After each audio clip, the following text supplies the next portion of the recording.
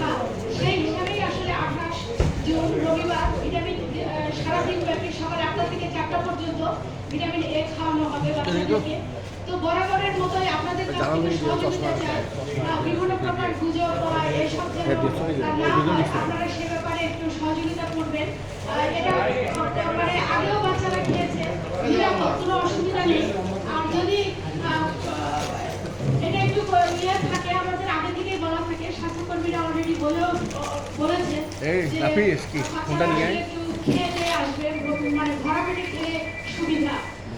তো অসুবিধা হবার কথা নয়, আপনাদের সহযোগিতা চাই যাতে 28 জুন আমাদের কোনো বাচ্চায় বাদ না করে ভিটামিন এ খাওয়ার থেকে।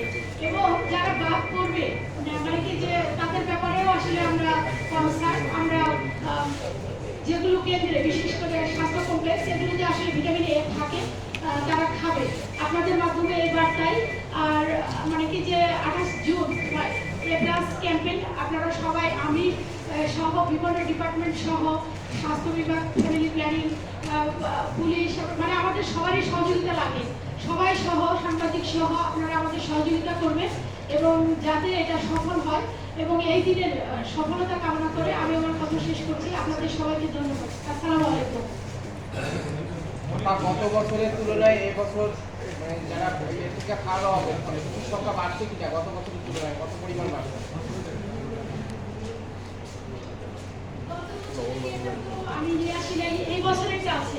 এবার খাওয়াবো আমরা 3,55,948 জন বাচ্চা।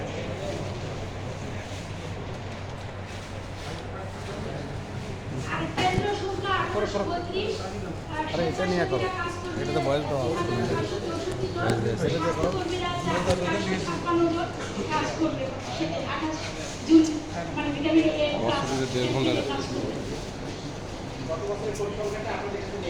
আছে এখন এখানে নেই, কিন্তু অফিসে গিয়ে দিতে পারবো।